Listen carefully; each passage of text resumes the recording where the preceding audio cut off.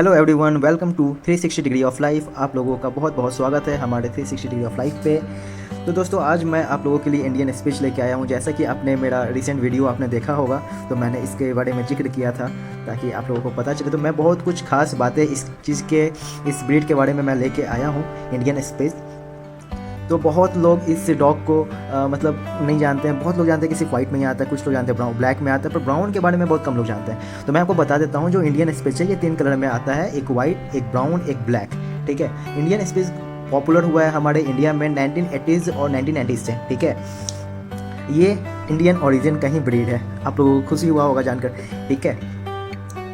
तो मैं इसका अगर मैं लाइफ स्पैन के बारे में बात करना चाहूँगा तो ये 12 to 15 ईयर्स इनका लाइफ स्पैन है, पर ये 16 भी कभी कभी जाते हैं। अगर आप बहुत अच्छे से इसे प्रिपेयर इसे अच्छे से रखते हैं, वेल मेंटेन रखते हैं, तो अच्छे से जाते हैं। ठीक है। और अगर इसका टेम्परामेंट का बात करें तो ये बहुत ज़्यादा खेलने कूदने वाला पपी है, इंटेलिजेंट है, काइंड है और हमेशा एक्टिव रहता है। अगर मैं इसका वेट का बात करूँ तो 5 to 7 kg का इसका वेट रहता है, 20 to 25 सेंटीमीटर लंबाई।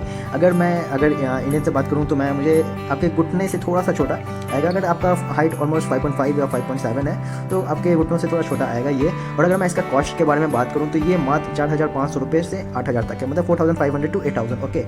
अगर बहुत लोगों का होता है कि रखने पे इसका कॉस्ट क्या पड़ेगा, ठीक है, तो अगर इसका कॉस्ट का बात मैं करूँगा तो 2 to 3,000 ही इसका कॉस्ट पड़ेगा।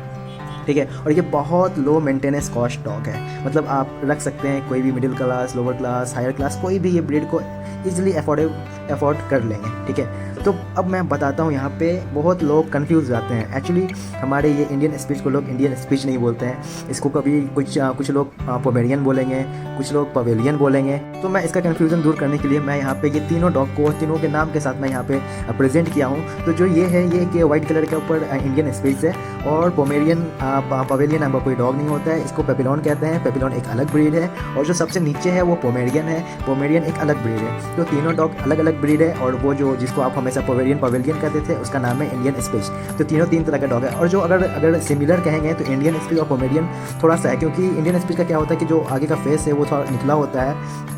ठीक है। और जो पोमेरियन है उसका थोड़ा सा फेस पंच फेस होता है। तो बस ये दोनों में यही फ़र्क है, थोड़ा सा चेहरा का फ़र्क है। बाकी अगर दोनों बड़े रहते हैं तो दोनों ऑलमोस्ट सेम जैसा दिखते हैं। पर अगर क्यूटनेस का बात करें तो तीनों अपने अपने फील्ड में क्यूटनेस की महारता पार किया। तो ऐसे इन्फॉर्मेशन के लिए हमारे चैनल को प्लीज़ सब्सक्राइब करें, लाइक करें, शेयर करें। बहुत मेहनत से आप लोगों के लिए मैं लेके आता हूँ इन्फॉर्मेशन को, कि आप लोग को वीडियो के द्वारा आप लोग तक नॉलेज पहुँच सके।